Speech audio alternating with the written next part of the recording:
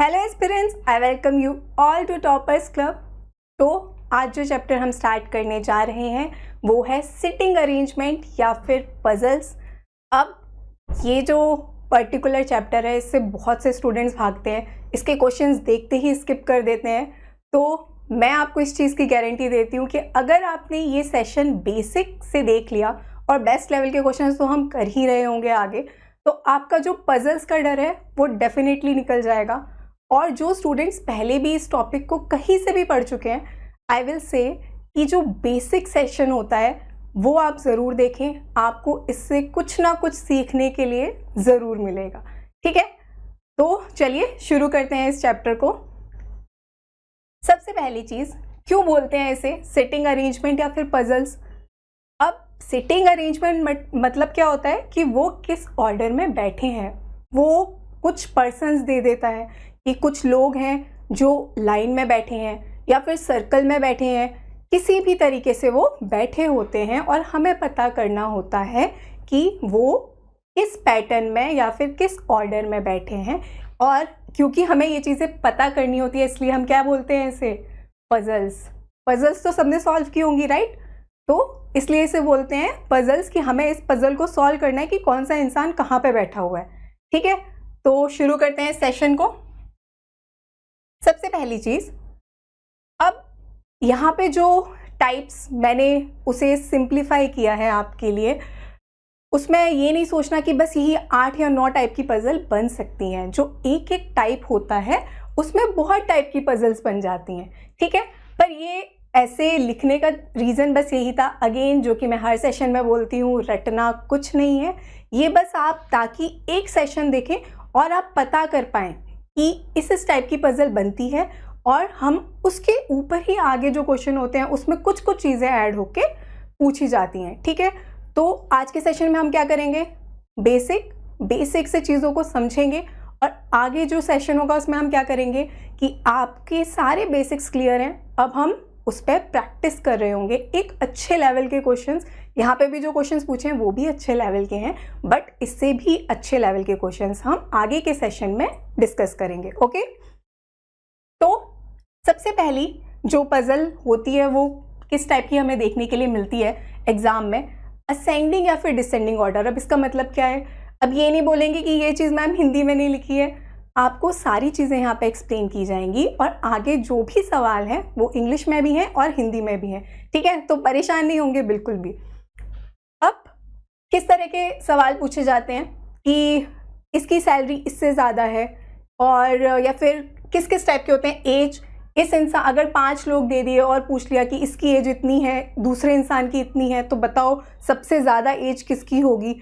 इस तरह के सवाल बनते हैं। सवालों के थ्रू आपको ये चीज़ें ज़्यादा अच्छे से क्लियर हो जाएंगी। तो एक होता है आपका असेंडिंग डिसेंडिंग वाले जो सवाल होते हैं, वो किसी भी चीज़ में पूछ सकता है, चाहे वो एज हो, मार्क्स दे देता है कि इसके मार्क्स इससे ज़्यादा हैं, हाइट वाले क्वेश्चन आ जाते हैं, इसकी हाइट इससे ज़्यादा है, सैलरी ज़्यादा है। बस याद क्या रखना है हमें, कुछ असेंडिंग या डिसेंडिंग वाली चीज़ हमें दी होगी। इस तरह के सवाल हम कैसे करते हैं ये भी हम डिस्कस करेंगे। ये सारे टाइप हम यहाँ पे डिस्कस करने वाले हैं। दूसरा टाइप होता है हमारा स्ट्रेट लाइन। कुछ लोग हैं जो कि स्ट्रेट लाइन में बैठे हैं। ठीक है, नेक्स्ट टाइप होता है हमारा सर्कुलर, सर्कल में बैठे हुए लोग। पैरेलल अरेंजमेंट, पैरेलल अरेंजमेंट क्या होता है, पैरेलल अरेंजमेंट होता है कुछ इस टाइप का। अगर हम उसे बॉक्स को क्लोज कर दें तो ये यहाँ पे कुछ लोग हैं, suppose A B C D ये फेस कर रहे हैं E F G H को, या फिर इसे हम कैसे लिख सकते हैं, A है वो फेस कर रहा है E को, B F को, एंड आगे सेम C G को और D H को। ओके, तो ये हो गया पैरेलल अरेंजमेंट कि लोग किसी को फेस कर रहे हैं। ठीक है, नेक्स्ट बॉक्स बेस्ड पजल। एक बॉक्स है, उसके ऊपर और बॉक्स रखे हैं, इसे 2 टाइप से दिया जाता है। या तो वो क्लियर बोल देता है कि 6 बॉक्सेस हैं, 7 बॉक्स हैं, या फिर बस आपको घुमा के पूछा जाता है कि इसके ऊपर इस बॉक्स को रखा। ठीक है, आगे हम एग्जांपल्स के थ्रू ये चीज़ समझेंगे। तो ये होते हैं हमारे बॉक्स वाले क्वेश्चंस। फिर वीक बेस्ड या फिर month based puzzles, Monday to Friday कुछ चीज़ दे दी, या फिर जैन फेब मार्च अप्रैल ऐसे मंथ्स के बेसिस में कोई पजल दे दी तो ये होती है हमारी वीक या फिर मंथ बेस्ड पजल। अगली चीज़ होती है फ्लोर। अगेन फ्लोर क्या है, फर्स्ट फ्लोर पे ये इंसान है, सेकंड फ्लोर पे ये है, थर्ड फ्लोर पे ये है। इस तरीके से आपको फ्लोर्स दिए जाते हैं। और इसमें जो एक और पैटर्न बनता है जो कि अभी एसएससी में तो नहीं पूछा गया है बट बैंकिंग में पूछा जाता है, तो ये इजी लेवल आपको पूछा जा सकता है क्योंकि आपका मेंस इंक्लूड हो गया है, तो आपको पता होना चाहिए ताकि वहाँ पे आपको देखने के लिए मिले तो आप सरप्राइज ना हो। अगेन यहाँ पे हम पीओ लेवल के क्वेश्चन हमें करने की ज़रूरत नहीं है, बाद में डिस्कस करेंगे क्यों नहीं है, क्योंकि वहाँ पे टाइम बहुत अलग दिया जाता है। ओके, वहाँ पे क्या होता है, एक क्वेश्चन आपको दिया है, एक पजल दी है और उस पर 5 क्वेश्चन पूछे गए हैं। एसएससी का पैटर्न क्या है, एक क्वेश्चन है और उसी पे आपको आंसर करना है। ऐसा नहीं होता कि एक क्वेश्चन पे 3-4 क्वेश्चंस बेस्ड होते हैं। ठीक है, तो ये वाले भी हम करेंगे आगे जब हम सेशंस में प्रैक्टिस कर रहे होंगे। फ्लाइट फ्लोर वाले क्वेश्चंस भी हम इंक्लूड करेंगे जो कि एसएससी लेवल होंगे। ओके, और लास्ट चीज़ होती है डेजिग्नेशन बेस्ड। अब डेजिग्नेशन बेस्ड पजल कौन सी होती है, वो आपको पोस्ट दे देगा। ठीक है, कि क्लर्क है, कोई पीओ है, मतलब एक ऑर्डर दिया जाएगा आपको कि वो रैंक के बेसिस में कि वो उसकी कौन सी पोस्ट है और फिर हमें उस पर चीज़ें सॉल्व करनी होती हैं। ठीक है, वो भी हम देखेंगे इस सेशन में आगे। तो चलिए स्टार्ट करते हैं सेशन को विद क्वेश्चंस। ये है आपका पहला सवाल जो कि पूछा गया है आपके एसएससी सीएचएसएल में। अब आप यहाँ पे ये भी कंपेयर करना कि हम क्या सोचते हैं, सीजीएल की तैयारी कर रहे हैं और कुछ देखने की ज़रूरत नहीं है, एमटीएस नहीं देखेंगे, उसको तो लेवल कम आ रहा होगा। क्वेश्चंस को कंपेयर करेंगे कि किस एग्जाम में कैसे क्वेश्चंस पूछे गए हैं, तो किसी एग्जाम को हल्के में नहीं लेना है। ओके, कौन सा पजल है ये, 7 फ्रेंड्स। इंग्लिश और हिंदी दोनों में यहाँ पे क्वेश्चन है, आप देख सकते हैं। मैं इंग्लिश में उसे पढ़ के हिंदी में समझाती जाऊंगी, रेस्ट आप यहाँ पे हिंदी में भी सवाल देख सकते हैं। Okay, 7 friends, each has a different age. ठीक है, ओनली 2 पीपल, अब 7 लोग हैं, डिफरेंट एज है उनकी। कौन सा वाला है, असेंडिंग डिसेंडिंग। अब यहाँ से आप सीखेंगे अप्रोच कि हमें किस क्वेश्चन को कैसे अप्रोच करना है। ये जो भी आपके असेंडिंग डिसेंडिंग वाले होते हैं क्वेश्चंस, तो मैं आपको बोलूँगी कि किस तरीके से हम कर सकते हैं। अगर 5 या फिर 6 लोग हैं, अगर आपको एज दिखानी है किसी की, ठीक है, अगर मैंने बोला, ये क्वेश्चन पे हम बाद में आएंगे, पहले मैं आपको समझा देती हूँ। अगर बोला गया कि ए की एज बी से ज़्यादा है, तो हम उसे अपने रेफरेंस के लिए जो हम पेपर पे लिखते हैं, अपने लिए जो चीज़ हम लिखते हैं, वो हम कैसे लिख सकते हैं। अगर एरो डाल के ऊपर लिखा ए और बी, तो इससे हम क्या समझ सकते हैं, ए की एज बी से ज़्यादा है। ठीक है, अब मैंने यहाँ पे क्यों नहीं बोला आप ग्रेटर लेस वाले सिंबल यूज़ करो, बहुत सारी कंडीशन बनेगी, वहाँ पे आप ये करते रह जाओगे, A is greater than B, फिर कहीं आपने लिखा B is less than C. Inequality थोड़ा ना सॉल्व करनी है, कंफ्यूज नहीं करना है। पजल इज़ ऑलरेडी पजल, खुद ही वो पजल है, उसे हमें सिंपल वे में लिखना है। ये जो कंडीशन हम लिखते हैं ना, वो अपने लिए होती है कि हमें वो चीज़ समझ आ रही है।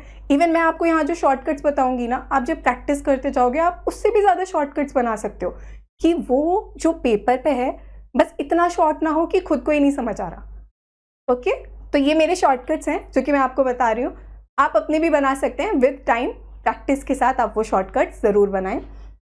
तो कैसे दिखा सकते हैं, अब यहाँ पे क्या चीज़ हो गई, ए बड़ा है बी से, तो कैसे दिखा दिया, ए को हमने एरो डाल के ऊपर लिख दिया।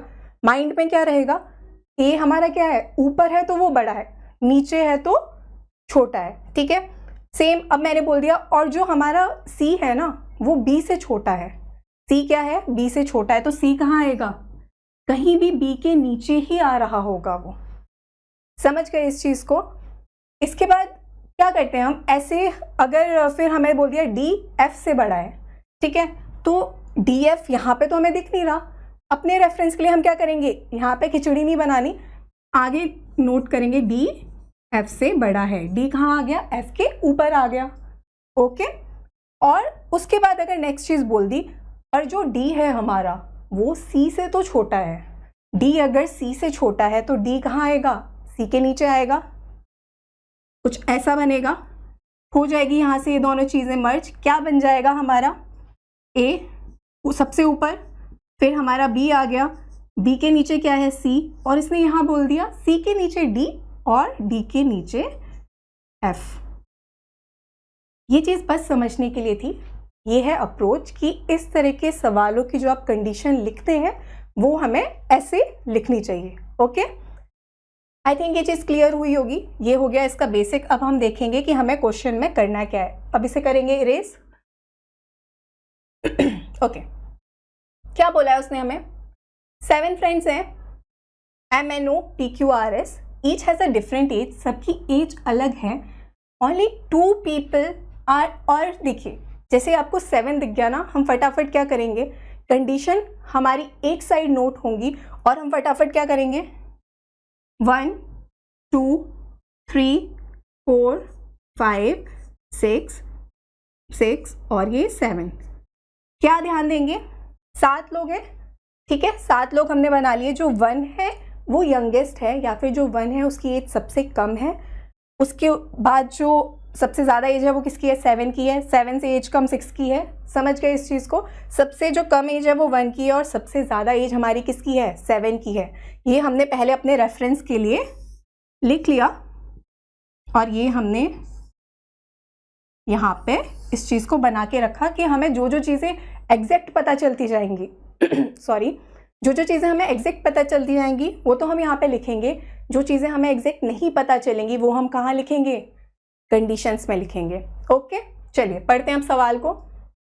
Only 2 people are older than Q, Q से सिर्फ 2 ही लोग बड़े हैं। पता चल गया क्यू कहाँ आएगा, क्यू से सिर्फ 2 ही लोग बड़े हैं। अगर क्यू यहाँ पे आएगा, पहला बड़ा इंसान होगा ये जो 6th पोजीशन पे बैठा है, और जो दूसरा बड़ा इंसान होगा वो कहाँ बैठेगा, 7th पोजीशन पे बैठेगा।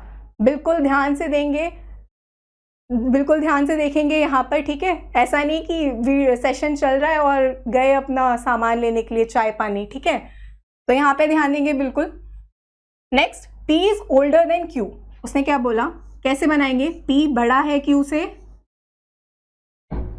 पढ़ते पढ़ते लिख ली condition, P is older than Q but younger than O। P Q से तो बड़ा है पर P O से छोटा है, ठीक है। Q है, Q के ऊपर P आएगा और P के ऊपर O आएगा, ठीक है। यही एक प्लेस बच रही है, Q के ऊपर P, उसके ऊपर O।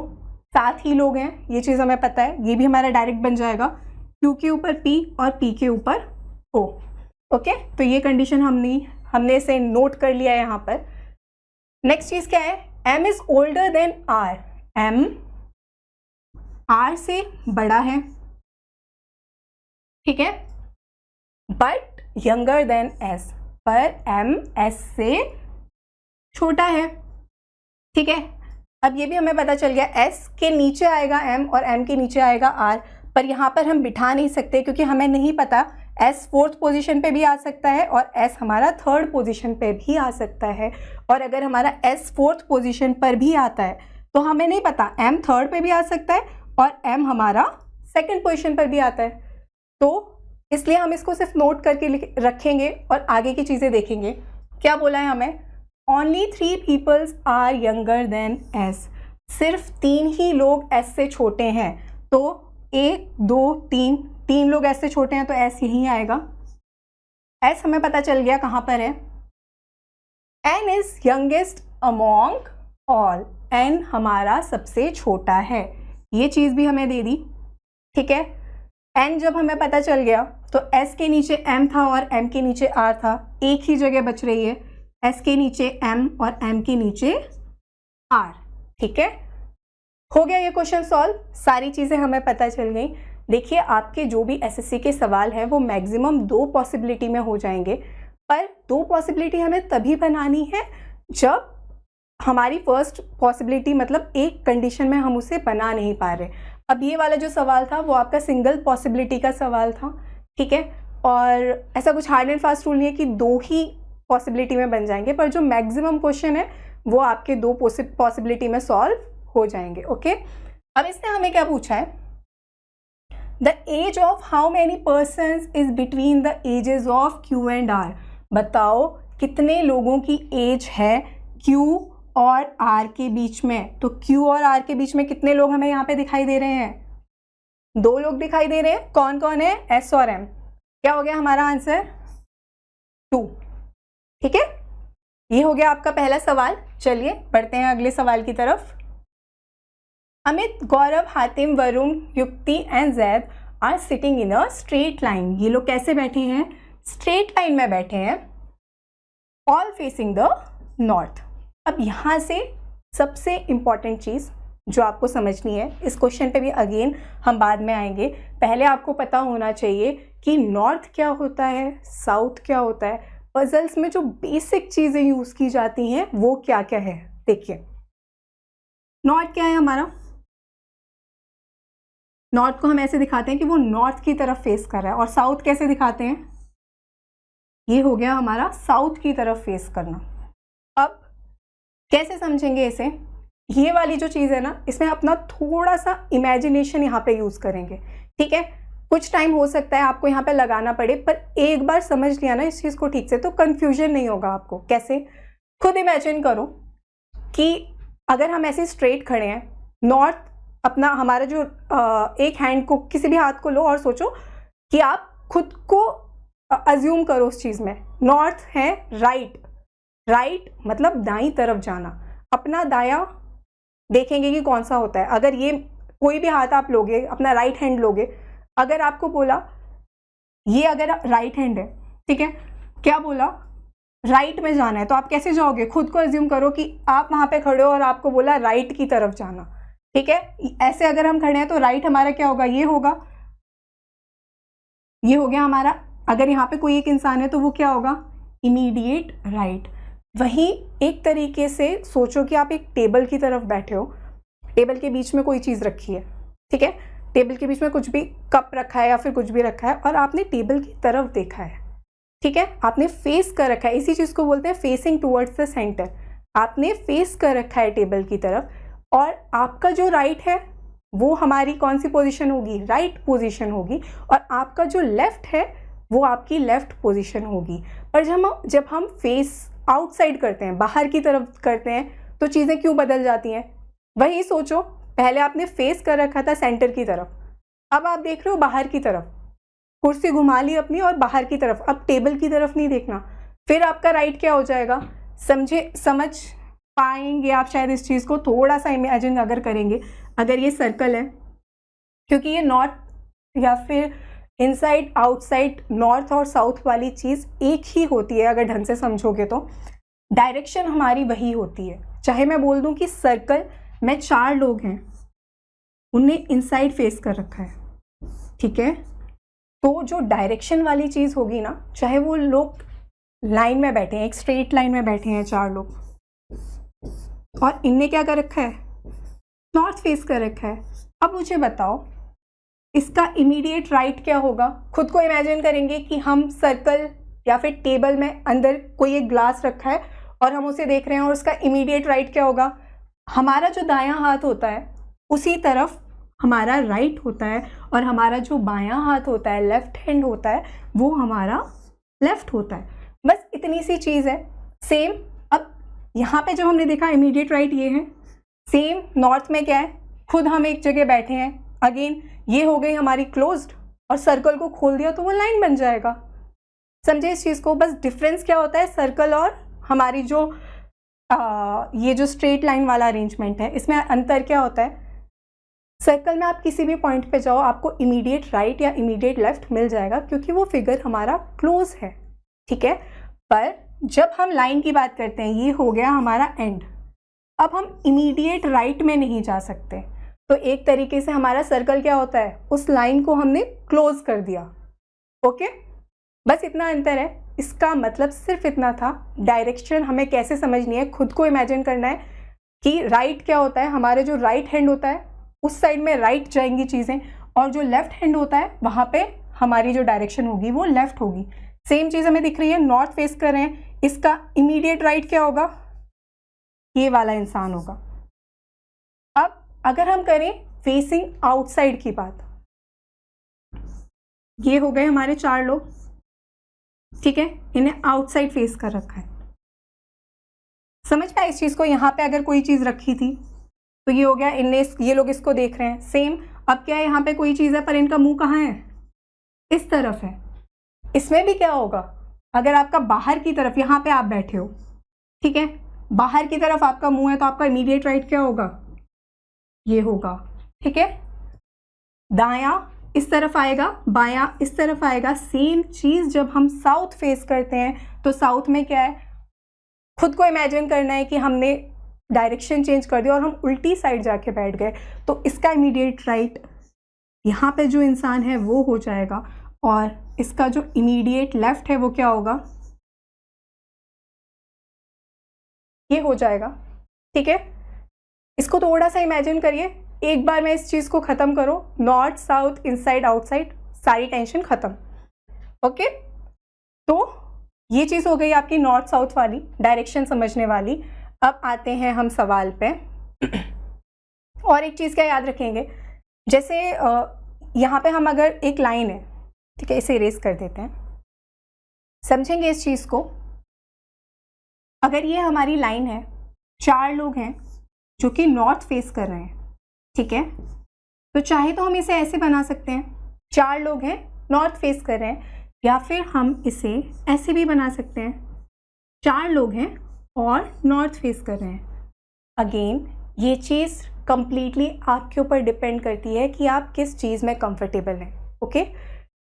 और प्रैक्टिस के साथ वही आप शॉर्टकट्स अपने बनाएंगे। अब अगर मैं बोलूँ कि जो बी है हमारा वो इमीडिएट राइट में है ए के, ठीक है, या फिर बी हमारा ए के तुरंत दाईं वाली पोजीशन जो भी है वहाँ पे बैठा है, तो हम कैसे दिखाएंगे, राइट को हम कैसे दिखाते हैं, राइट अपने दाईं तरफ जाना है।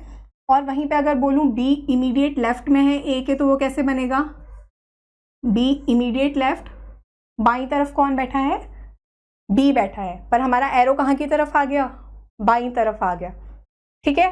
सेम चीज़ अगर बोला जाए B is second to the right of A, B is second to the right of A। ये जो डॉट है इसका मतलब क्या है कि यहाँ पे एक कोई इंसान बैठा है, हमें नहीं पता वो कौन बैठा है, पर हमें ये पता है सेकंड टू द राइट कौन बैठा है, B। अगर सेम बोला जाए कि B is third to the right of A, तो A यहाँ पे बैठा है फर्स्ट टू द राइट या फिर इमीडिएट राइट, यहाँ पे एक इंसान हो गया, सेकेंड टू द राइट यहाँ पे एक और इंसान है, और ये हो गया हमारा थर्ड पर्सन, ठीक है। तो ये क्या हो गया, B is third to the right of A। अब देखिए क्या होता है एग्जामिनेशन में, कई बार ये जो हम डॉट्स लगाते हैं ना, जो हम पर्सन बनाते हैं, कई बार वो डॉट हम पेपर में क्या होता है, हम चीज़ें फास्ट करते हैं, वो डॉट हम कई बार देख नहीं पाते, ठीक है, या फिर वो डॉट है उसे काफ़ी हमें पेन से मोटा करना है, मार्कर में तो दिखाई दे रहा है कि चीज़ें मोटी हैं, तो अपने रेफरेंस के लिए हम क्या कर लेते हैं, कई बार अगर हमें इंसान दिखाने हैं तो ये जो एक लाइन है वो एक इंसान है, और ये हो गया हमारा B। तो ये क्या हो गया, B is second to the right of A। Same अगर A है, 2 लोग छोड़े B, तो B क्या है हमारा, third to the right of A। ये चीज़ क्लियर हुई। तो ये कंप्लीटली आपके ऊपर है, आप इस चीज़ को ऐसे दिखाना चाहें या ऐसे दिखाना चाहें, ये आपको जो चीज़ कम कंफ्यूजिंग लग रही है आप वैसे दिखा सकते हैं, ठीक है। बस मेन हमें क्या दिखाना है, हमें क्या पता होनी चाहिए वहाँ पे चीज़ें कि इसके बीच में 2 लोग बैठे हैं, ठीक है। तो ये वाली चीज़ वैसे ईजी हो जाती है, आप फटाफट लाइन मारें और आप श्योर हैं कि 2 लोग इसके बीच में बैठे हैं। इमीडिएट राइट के लिए तो डायरेक्टली हम दिखा पाते हैं और इमीडिएट लेफ्ट में भी कोई कन्फ्यूजन नहीं होता, ठीक है। ये चीज़ हो गई होगी, आई थिंक आपको ये चीज़ क्लियर हुई होगी कि हम कैसे दिखा सकते हैं चीज़ों को। अगली बात, कुछ टाइम जब आप प्रैक्टिस करते जाएंगे, अगर डायरेक्ट आपको बोला B is third to the right of A, जहाँ पे थर्ड आ गया ना, मतलब उसके बीच में तो 2 ही लोग हैं, ठीक है। यहाँ पे समझ भी ली वो चीज़। अगर यहाँ ये क्या है, इमीडिएट राइट, और ये हो गया first second to the right, ठीक है। सेकंड टू द राइट में कितने लोग हैं, एक इंसान है बीच में। यहाँ पे अगेन A है, ये हो गया इमीडिएट राइट, ये क्या हो गया, second to the right. Immediate right बोल लो या फिर फर्स्ट टू द राइट हम बोल सकते हैं। ये हो गया हमारा सेकंड टू द राइट, और B हमारा क्या है, थर्ड टू द राइट। तो जब आई थर्ड टू द राइट बोला है तो कितने लोग बैठे होंगे बीच में? 2 लोग। फोर्थ टू द राइट बोला है, कितने लोग बैठे होंगे बीच में? 3 लोग। ये चीज़ आपकी प्रैक्टिस से ऑटोमेटिकली क्लियर होती जाएगी, मतलब ऐसे ऐसे टाइम आपका सेव होता जाएगा, आप समझ पाएंगे। अब ये बात थी सिटिंग अरेंजमेंट की, तो इसमें हमने ये वाला पैटर्न लिया है, इरेज करेंगे इसको। कितने टाइप के आपके सिटिंग अरेंजमेंट होते हैं जो स्ट्रेट लाइन में लोग बैठे हैं? या तो सारे नॉर्थ फेस कर रहे होंगे, ठीक है, सारे लोग जो होंगे वो आपके नॉर्थ फेस कर सकते हैं। दूसरी कंडीशन क्या हो सकती है? सबने साउथ फेस किया है। तीसरी कंडीशन क्या हो सकती है? कुछ लोगों ने नॉर्थ फेस किया और कुछ लोगों ने साउथ फेस किया है, मिक्स्ड। और एक और क्वेश्चन जो इस पर बनता है वो होता है अनसर्टेन का, कि एक कुछ लोग हैं जो कि एक रो में बैठे हैं पर हमें ये नहीं पता कि उस रो में कितने लोग बैठे हैं। तो वो वाले सवाल कौन से होते हैं? अनसर्टेन वाले क्वेश्चंस होते हैं वो। उसे आगे के सेशन में जब हम प्रैक्टिस कर रहे होंगे तब समझेंगे। तो आते हैं इस सवाल पे। आई होप इस टाइप के क्वेश्चंस का आपको कुछ डाउट क्लियर हुआ होगा। अब आते हैं क्वेश्चन पे। तो क्या दिख रहा है हमें? अमित, गौरव, Hatim, Varun, Yukti and Zaid are sitting in a straight line. Again कुछ जो चीज़ें हैं, हमें टाइम कैसे सेव करना है एग्ज़ाम में, देखिए वहाँ पे हमें यहाँ पे थोड़ा सा अपना अलर्ट कैसे रहना है। हमने यहाँ पे नाम देखा ए, पहला अल्फ़ाबेट हमें क्या दिख रहा है? ए, जी, सॉरी, एच, वी, वाई और जेड दिख रहा है यहाँ पे कि सारे अल्फ़ाबेट अलग हैं, तो हमें पूरा नाम लिखने की ज़रूरत नहीं है एग्ज़ाम में। ये छोटी छोटी चीज़ें हैं जो कि आपका टाइम सेव करेंगी, ठीक है।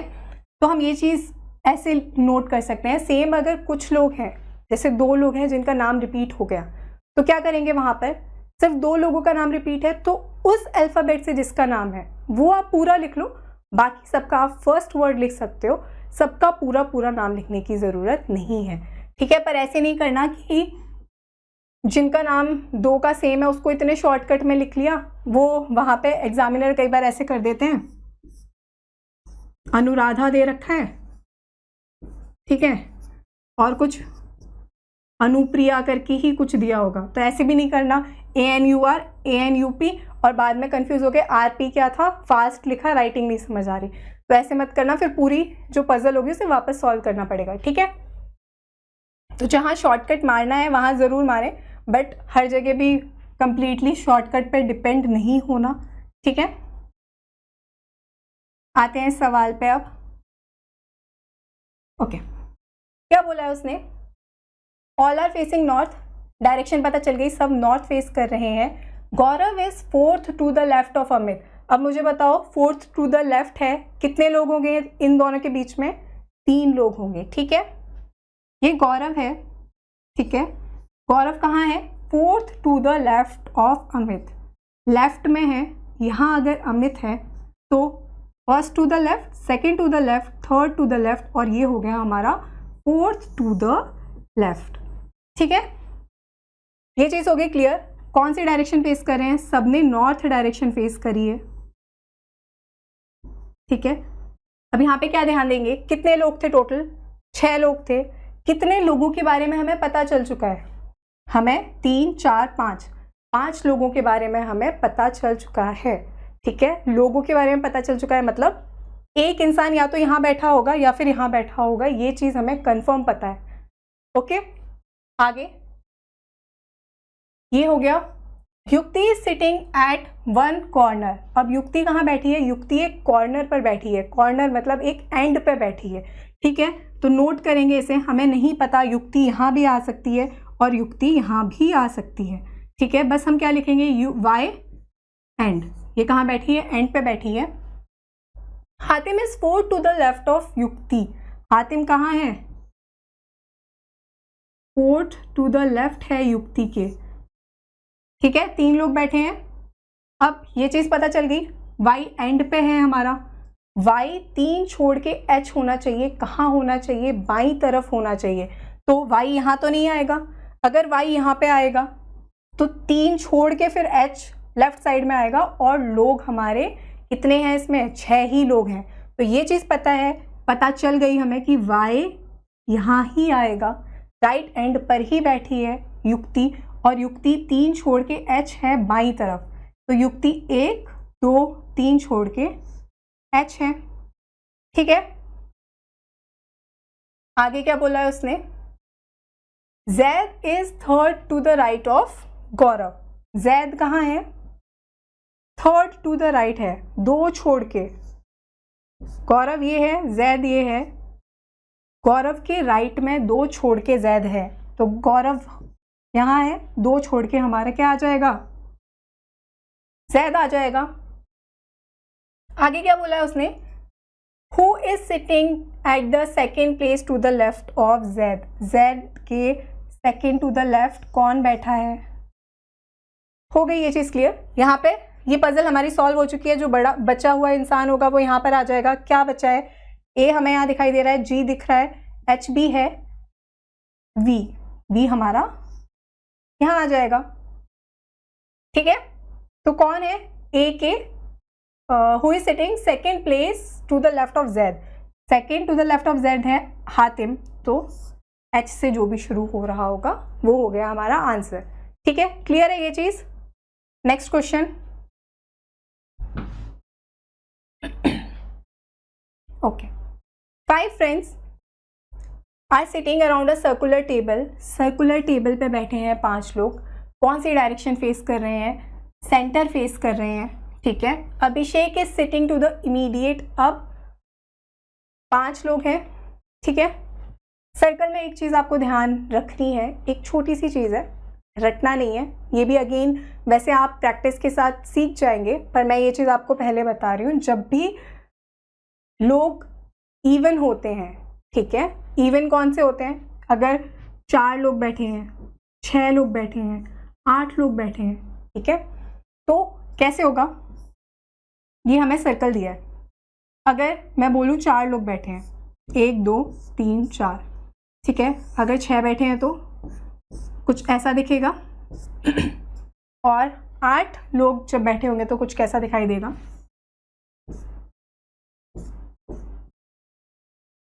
ठीक है, तो 2 तरीके से आपको चीज़ें बताई जाती हैं। फेसिंग मतलब क्या होता है कि वो लोग अपोजिट बैठे हैं, ठीक है, एक दूसरे को फेसिंग मतलब दोनों ने इनसाइड फेस कर रखा है। पर हमें क्या चीज़ पता होनी चाहिए इससे? अगर ए यहाँ है, बी यहाँ है, अगर इनसाइड फेस कर रहे हैं तो क्या बोलेंगे? ए इज फेसिंग बी। क्यों फेस कर रहा है? फेस का मतलब ये होता है कि अगर आपको डायरेक्शन नहीं भी पता, अगर अपोजिट बोल दे, या फिर ए, अगर हमें डायरेक्शन नहीं पता और उसने बोला ए इज अपोजिट ऑफ बी, तो उस कंडीशन को हम डायरेक्ट बना सकते हैं। ठीक है, उसके लिए हमें सोचना नहीं है। अगर आपको डायरेक्शन नहीं भी पता तो भी आप उस कंडीशन को बना सकते हैं। कैसे, क्यों बना सकते हैं? क्योंकि चाहे आप राइट से जाओ, चाहे आप लेफ्ट से जाओ, उसके बीच में एक ही इंसान बैठा होगा अगर 4 लोग हैं तो। ओके, अगर हमारे 6 लोग हैं और उसने बोला ए इज अपोजिट ऑफ बी, ठीक है, मैंने यहाँ पे अगर ए बनाया, मुझे ये चीज़ पता है चाहे मैं राइट से जाऊँ चाहे मैं लेफ्ट से जाऊँ, उसके बीच में बराबर ही लोग बैठने चाहिए। नहीं मतलब कि इसकी डायरेक्शन क्या है, बस लैंग्वेज वाली जो चीज़ होती है वो सिर्फ इतनी होती है, अगर वो फेसिंग बोलता है तो वो इनसाइड ही देख रहे हैं क्योंकि वो एक दूसरे को देख रहे हैं। ठीक है, अगर अपोजिट बोलता है तो वो फेस भी, मतलब उनकी डायरेक्शन इनसाइड भी हो सकती है और आउटसाइड भी हो सकती है। ओके, पर अगर यहाँ बोला ए इज अपोजिट ऑफ बी, तो ए यहाँ पे भी 2 छोड़ के और यहाँ पे भी 2 छोड़ के ही जो लोग होंगे तो बी यहाँ पर ही बैठेगा। ठीक है, सेम 8 लोग हैं, ए बोल दिया ए अपोजिट है बी के, तो दोनों तरफ से जो लोग हैं वो बराबर होने चाहिए। तो यहाँ पे 3 छोड़ के बी आएगा और इधर भी 3 पर्सन बैठे हैं, मतलब दोनों तरफ से जो पर्सन है वो बराबर हैं। ओके, अब जब 4, 6, 8 वाली चीज़ होती है ना, तो एक टाइम के बाद प्रैक्टिस के साथ ये चीज़ हमें एकदम क्लिक हो ही जाती है कि अपोजिट, अब हर बार ज़रूरी नहीं है कि वो आपको लैंग्वेज में ये बोलेगा ए बी के अपोजिट है या फिर ए बी के विपरीत बैठा है, ठीक है। वो आपको ये भी बोल सकता है कि ए और बी के बीच में 3 लोग बैठे हैं, और जब उसमें 8 लोग हैं तो आपको डायरेक्ट ये चीज़ समझ आनी चाहिए कि अच्छा ये तो अपोजिट बैठे हैं, तो हम इसे डायरेक्ट बना सकते हैं, हमें नहीं मतलब कि उसकी डायरेक्शन क्या है। ओके, ये वाली चीज़ यहाँ पे क्लियर हुई होगी। अब सेम वैसे ये सवाल पूछा जा सकता है आपको कि कुछ इजी सी लैंग्वेज हुई और बोला 10 लोग बैठे हैं एक सर्कल में, ठीक है, और फिर वो पूछेगा आपसे, आपको बता दिया ए 4 छोड़ के बी बैठा है, तो वहाँ पे आपको क्लिक होना चाहिए कि वो अपोजिट है। कैसे क्लिक होगा, एक छोटी सी ट्रिक है इस चीज़ को याद रखने की मतलब अगेन फॉर्मूला की तरह मत याद करना इसे थोड़ा सा प्रैक्टिस करोगे, बस एक हल्का सा ध्यान क्या रखना है आपको। अगर 8 लोग हैं, जितने भी लोग होते हैं, अगर मैं बोल लूँ n लोग हैं, केस क्या है, even number of people, even लोग बैठे हैं, तो अगर अपोजिट वाली चीज़ होती है वो क्या होती है, n/2, जितने भी लोग हैं उसे पहले 2 से डिवाइड करो और उसमें हम -1 कर देंगे, तो उतने लोग उनके बीच में बैठ रहे होंगे, ठीक है। जैसे 4 लोग हैं, बाई 2 भी क्या डायरेक्ट हमें पता है 4 लोग दिख रहे हैं, आज 4 का आधा कितना होता है, 2 होता है, 2 में से बस 1 माइनस करना है, उसका आधा करो और उसमें से 1 माइनस कर दो, तो पता चल जाएगा कि ये चीज़ अपोजिट है। और अपोजिट वाली चीज़ हम डायरेक्ट बनाते हैं अगर वो अपोजिट नहीं देता और सिर्फ ये बताता है कि इसके बीच में 3 लोग हैं, या फिर जब 10 लोग हैं तो इसके बीच में 4 लोग हैं। सेम चीज़ चेक कर लेंगे फटाफट से, 6 लोग हैं, 6 का आधा कितना होता है, 3 होता है, 3 में से 1 माइनस कर देंगे, 2 हो जाएगा। कितने लोग हैं, 2, दोनों तरफ से 2 लोग बैठे हैं। 8 के केस में क्या होगा, 4, 4 - 1 3, 10 के केस में क्या होगा, 10 का आधा क्या होता है, 5, और 5 - 1 कितना होता है, 4, ठीक है। ये एक चीज़ है जो कि आपको हल्का सा टिप्स पे होनी चाहिए, हेल्प करेगी ये चीज़ आपको आगे। अब बढ़ते हैं अपने सवाल की तरफ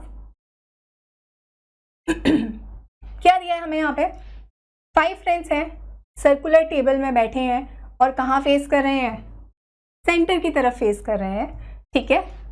वापस क्या ध्यान देना है, अभिषेक, शरद, जोसेफ, तो क्या दिख रहा है, ASJ, ठीक है। आगे का क्या दिख रहा है, W और V। सबके जो इनिशियल्स हैं वो अलग हैं, नहीं लिखेंगे हम पूरा नाम, क्या लिखेंगे हम फटाफट। 5 लोग हैं, सर्कुलर टेबल में बैठे हैं, ठीक है। आगे उसने बोला है Abhishek is sitting to the immediate left of Sharad. Abhishek कहाँ बैठता है, इमीडिएट लेफ्ट में बैठता है शरद के, ठीक है। ये डायरेक्शन कैसे लिख रहे हैं वो एक बार स्टार्टिंग से क्लियर कर लेंगे, आगे जाके फिर हम इन चीज़ों को फास्ट वे में कर रहे होंगे। ये क्योंकि फर्स्ट लेक्चर है इसलिए हर एक चीज़ बहुत डिटेल में समझाई जाएगी आपको, जैसे कि आपको कुछ भी नहीं पता, आगे ऐसे पढ़ाई जाएगी जैसे आप ये देख चुके हैं और आपको अब सब कुछ पता है। ओके, क्या बोला है, Abhishek is sitting to the immediate left of Sharad, ठीक है। Joseph is to the immediate right of Wasim. अब ये अलग है, इसका इससे कुछ लेना देना नहीं है, तो जोसेफ कहाँ है, इमीडिएट राइट में है वसीम के।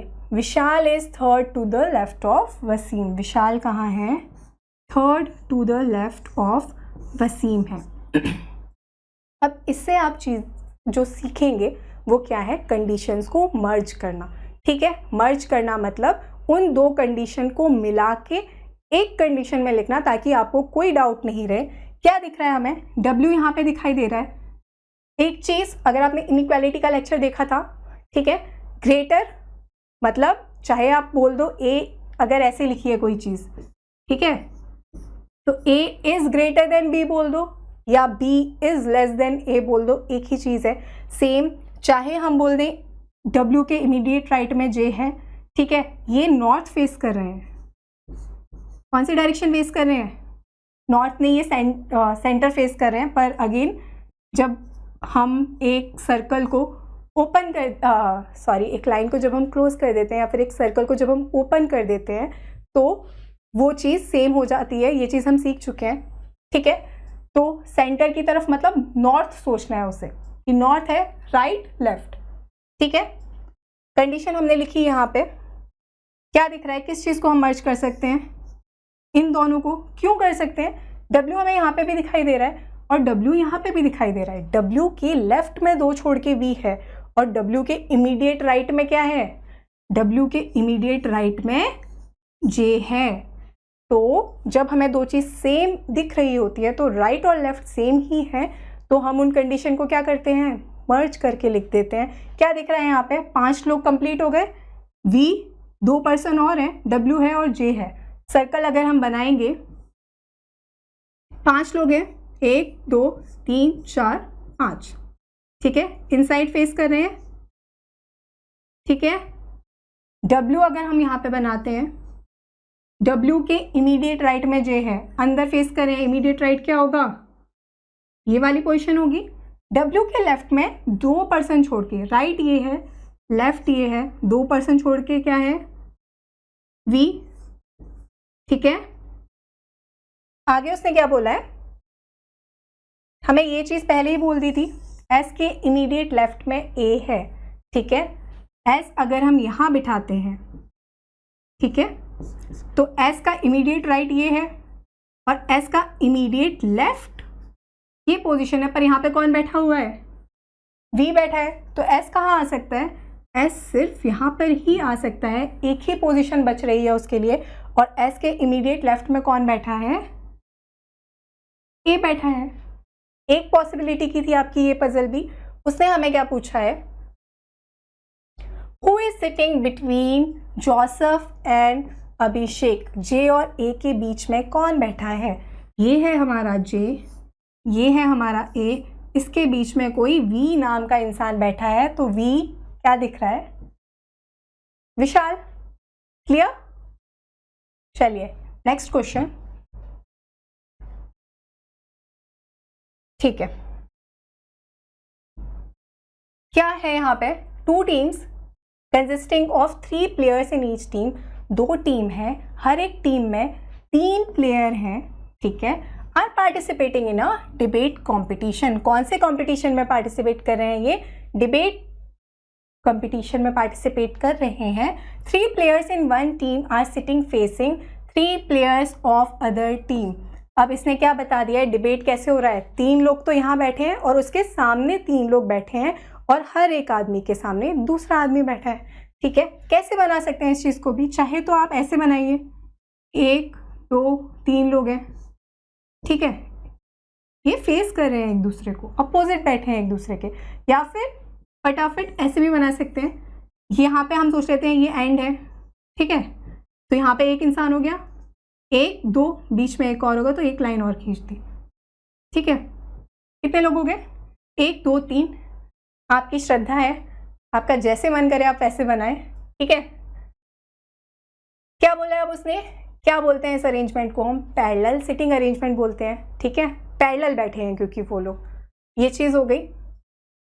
क्या बोला उसने, K and L are sitting facing each other, K और L हमारा एक दूसरे को फेस करके बैठे हैं, मतलब K और L हमारे कैसे बैठे हैं, आमने सामने बैठे हैं।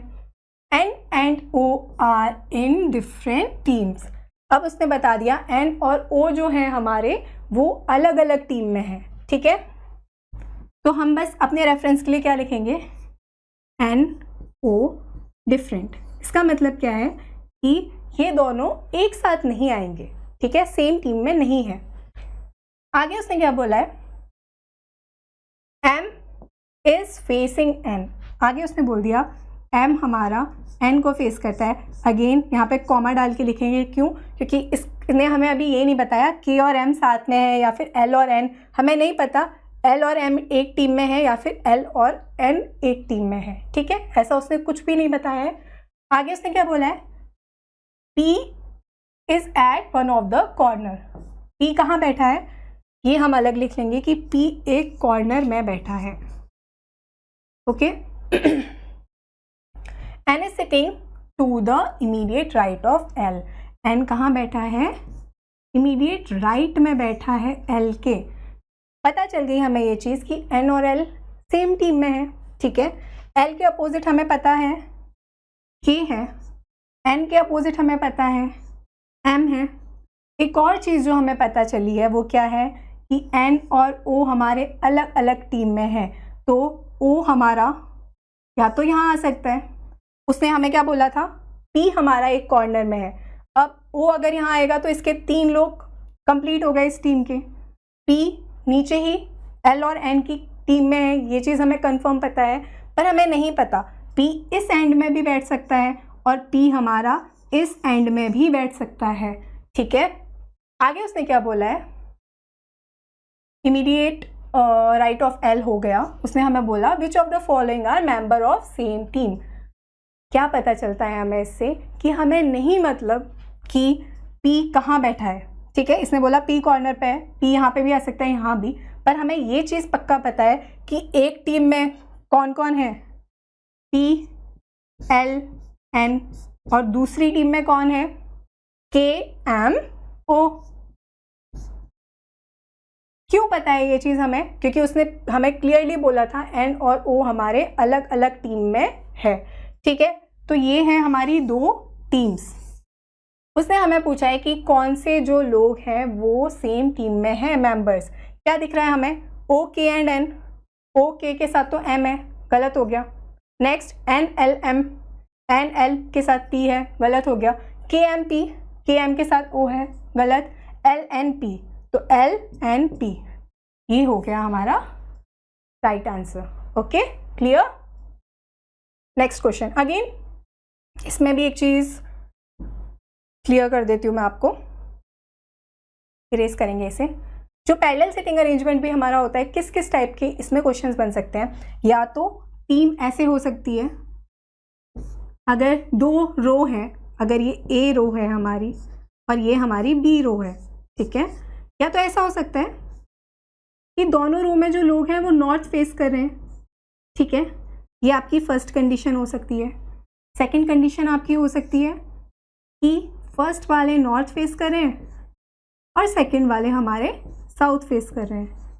थर्ड कंडीशन क्या हो सकती है कि ये एक दूसरे को फेस कर रहे हैं, ठीक है, तो एक साउथ है एक नॉर्थ है, ये आपस में एक दूसरे को फेस कर रहे हैं। ये भी साउथ और नॉर्थ था, ये भी साउथ ऑफ नॉर्थ है, पर ये लोग एक दूसरे को फेस कर रहे हैं और ये लोग एक दूसरे को फेस नहीं कर रहे। और एक और जो पॉसिबल कंडीशन है वो क्या होती है, इर्रेगुलर बैठे हैं वो, कि नॉर्थ साउथ नॉर्थ नॉर्थ, ठीक है, साउथ सेम अगर यहाँ पे है तो साउथ नॉर्थ नॉर्थ, मतलब कुछ पैटर्न नहीं है उसका, वो कैसे भी बैठ सकते हैं। और लास्ट कंडीशन जो आपकी बनती है वो कैसी होती है, वो ये होती है कि ज़रूरी नहीं है कि वो एक दूसरे को फेस ही कर रहे हो, ठीक है।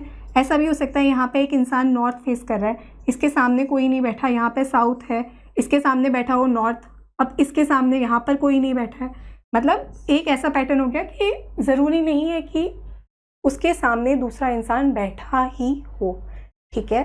तो ये चीज़ बस कौन कौन से पैटर्न बनते हैं उस पर है, रेस्ट आपको ये चीज़ पता होनी चाहिए, पर इसका कुछ उतना मतलब नहीं है, क्योंकि जैसे जैसे क्वेश्चंस आएंगे हम उसे वैसे वैसे सॉल्व करते जाएंगे, ठीक है। ये चीज़ हो गई। Next question, 5 articles bag ball fan table chair are kept one above another, ठीक है, 5 चीज़ें हैं वो एक के ऊपर एक रखी गई हैं। ये कौन सी पजल हो गई आपकी, बॉक्स बेस्ड पजल हो गई।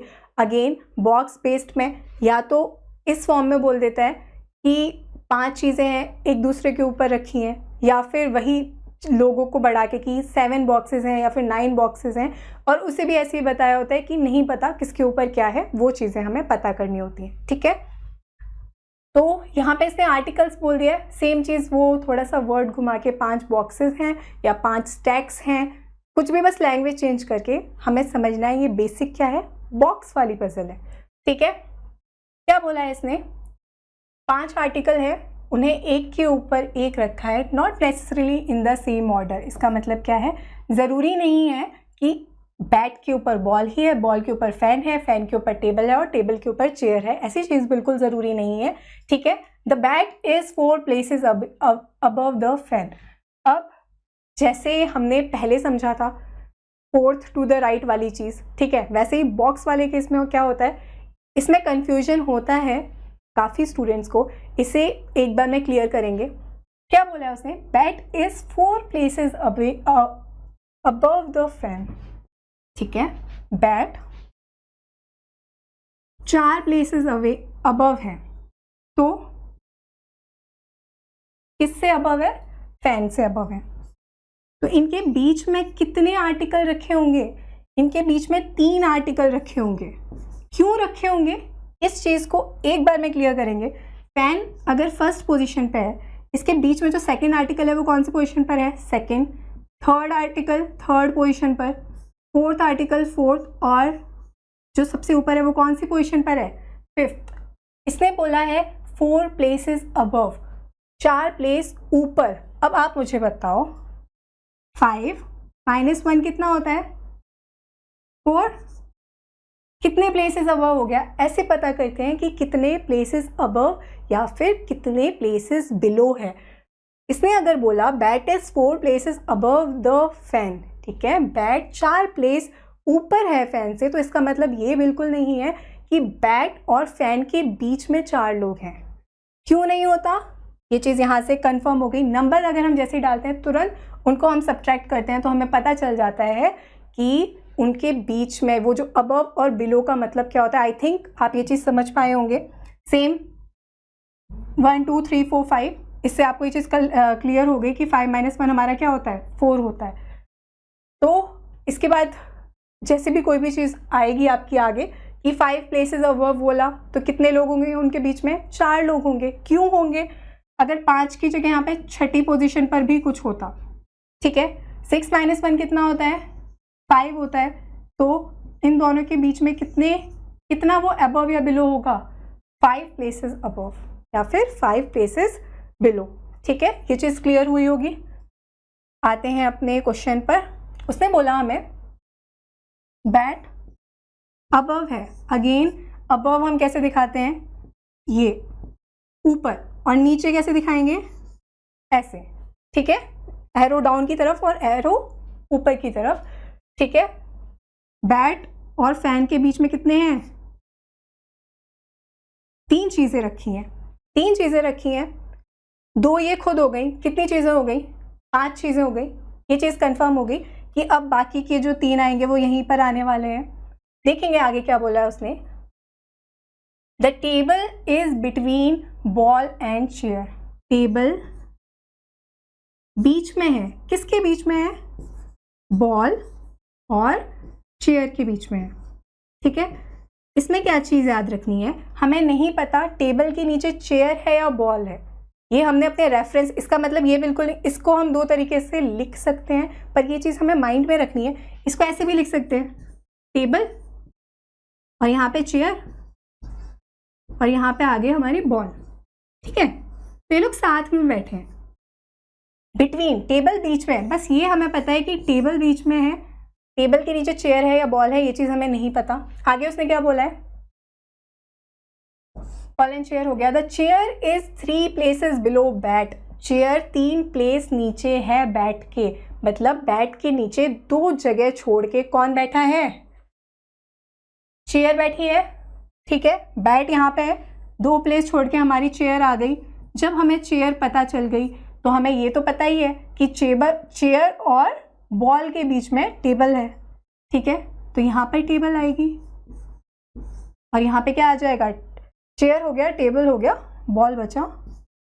बॉल हमारा यहाँ आ गया। क्या पूछा है उसने हमें? Which article is at second position from the top. ऊपर से दूसरी पोजीशन पर कौन है? ऊपर से पहली पोजीशन पे बैट है, दूसरी पोजीशन पर कौन है? बॉल है। ओके, ये हो गया बॉल। हो गई ये चीज क्लियर? चलिए अगला सवाल। 5 मूवीज, ठीक है, again not necessarily in the same order, same order में नहीं है ये, are displayed from Monday to Friday. 5 movie हैं, ये मंडे टू फ्राइडे दिखाई जा रही हैं। डेज वाली पजल है, यहाँ पे मंथ वाली पजल्स भी आती हैं, वो हम आगे कभी सॉल्व करेंगे। पैटर्न यही होता है। ठीक है, उसने बोला है 5 दिन। अब जैसे हमें पता चल गया मंडे टू फ्राइडे, अब देखिए एक और चीज़, सेम अगर आपको मंथ दिया जाता है जनवरी फरवरी, पेपर में ना वही जो हम बोलते हैं ना टाइम हम कैसे बचाएं। अब आप मुझे बताओ, ये बोल देते हैं ये चीज़ रियलिटी है कि या तो आप Monday Tuesday Wednesday Thursday Friday को लिख लो, या फिर आप KLMNOP क्या है, KLMNP है, ठीक है, KLMNP को लिख लो। हमें क्या चीज़ लिखने में ज़्यादा टाइम लगेगा, ठीक है, उसे हमें रिपीट नहीं करना, यहाँ से आप टाइम बचाओगे। सेम जब मंथ की बात होती है, जैन, ओके सॉरी, ठीक है, सेम जब हमारी मंथ की बात होती है, ठीक है, क्या करेंगे हम, जैन फेब मार्च अप्रैल, इन चीज़ों को हम पहले लिखेंगे। क्यों लिखेंगे? क्योंकि बाद में हमें जो चीज़ें क्रॉस या फिर लिख के काटनी होंगी वो क्या होंगी, KLMNP। ये वाली चीज़ हमें, क्या चीज़ आपको लिखने में ज़्यादा टाइम लगेगा, जनवरी बार बार लिखने में ज़्यादा टाइम लगेगा या फिर K बार बार लिखने में ज़्यादा टाइम लगेगा, ठीक है, समझेंगे इस चीज़ को। सेम उसने बोला मंडे टू फ्राइडे हमेशा क्या करना होता है, इसको भी अगेन विद प्रैक्टिस हम वहाँ पे सिर्फ MP हमें पता है, थर्सडे आ जाता है हमारा, और क्या आ जाता है, ट्यूसडे आ जाता है, तो T वाले हमारे 2 रिपीट हो रहे हैं, तो उसे थोड़ा सा ज़्यादा लिखना है। यहाँ पे M को तो हम M ही लिख सकते हैं। सेम सैटरडे संडे वाली चीज़ होती है, सेट और सन, उसे हमें इतने शॉर्टकट में लिखना है। रेस्ट यहाँ पे अभी मैं आपको फुल्ली लिख रही हूँ, यहाँ पे चीज़ें मतलब MON करके, मंडे ट्यूसडे वेडनेसडे थर्सडे और फ्राइडे, ठीक है, ये 5 डेज हैं। अब क्या बोला है उसने हमें, only 1 movie is displayed on one day, एक दिन में एक ही मूवी दिखाई जा रही है। Each movie is displayed only 1 time, ठीक है, ये सब चीज़ें मतलब ये होता है प्रैक्टिस के साथ ना, वहाँ पे हम ये चीज़ें बस बहुत फटाफट पढ़ते हैं कि ये कुछ काम की चीज़ नहीं है, ठीक है। फिर movie K is displayed on Monday, sure condition बोल दी, ये हमारी मंडे को दिखाई जाती है, बना देंगे। ये चीज़ थी, अगर हमें लिखना पड़ता है यहाँ पे 2-3 पॉसिबिलिटी बनानी पड़े, ठीक है, तो हम बार बार मंडे लिख के थोड़ा ना काटेंगे के सामने, के बार बार लिखेंगे, के मंडे नहीं होगा, के ट्यूसडे नहीं होगा, ठीक है, फिर आगे के वेडनेसडे नहीं होगा। इससे बेटर क्या होगा हमारे लिए कि मंडे ट्यूसडे हमने लिख रखा है और हम वहाँ पे सिर्फ क्या क्रॉस, अगर हमने ये चीज़ें लिखी हैं तो हम क्या सिर्फ क्रॉस करेंगे, ट्यूसडे के आगे के नहीं आना चाहिए, मंडे के आगे के नहीं आना चाहिए, ठीक है। ये छोटी छोटी चीज़ें हैं जिससे हमें टाइम सेव करना है, ओके। के is displayed on Monday, 2 movies are displayed between N and P, N और P के बीच में 2 मूवी दिखाई जाती हैं। अगेन आप इससे N 2 छोड़ के P ऐसे भी लिख सकते हो कंडीशन को, N 2 छोड़ के P ऐसे भी लिख सकते हो, और N 2 छोड़ के P ऐसे भी लिख सकते हो, ठीक है, ये आपकी चॉइस है आपको कैसे लिखना है। अब इसने क्या बोला है, L is displayed just 1 day after P, L P after, जो हमारे बॉक्स वाली चीज़ होती हैं, ये क्या हो गया, L just after, L just after किसके है, P के। अगर या फिर हम क्या बोल सकते हैं, P is just before L, P L के जस्ट पहले आता है, मतलब वो लोग साथ में बैठेंगे, ठीक है। अब इसने क्या बोला है, how many movies are displayed before M। अब यहाँ से हमें क्या पता चल रहा है, N 2 छोड़ के P है, N कैसे बनता हमारा, N P या N P, ठीक है, पर P के जस्ट नीचे L होना चाहिए, तो P यहाँ तो आएगा नहीं क्योंकि इसके नीचे तो L के लिए जगह ही नहीं बची, तो यहाँ पे P नहीं आ सकता, तो क्रॉस हो गया P, तो P हमारा ऊपर ही आएगा, ट्यूसडे में ही आएगा, तो P के जस्ट नीचे क्या आएगा, L आएगा। हो गई ये चीज़ क्लियर, किस सीक्वेंस में बैठे हैं ये, K के बाद कौन है P के बाद कौन है L के बाद एक जो पर्सन हमारा बच गया KLMNP, KLMN हमारा सबसे नीचे हमें पता है, और P यहाँ पर है, ठीक है। क्या पूछा है हमें, how many movies are displayed before M के पहले कितनी मूवी दिखाई जाती हैं, 3 मूवी दिखाई जाती हैं, क्लियर है ये चीज़। चलिए नेक्स्ट क्वेश्चन।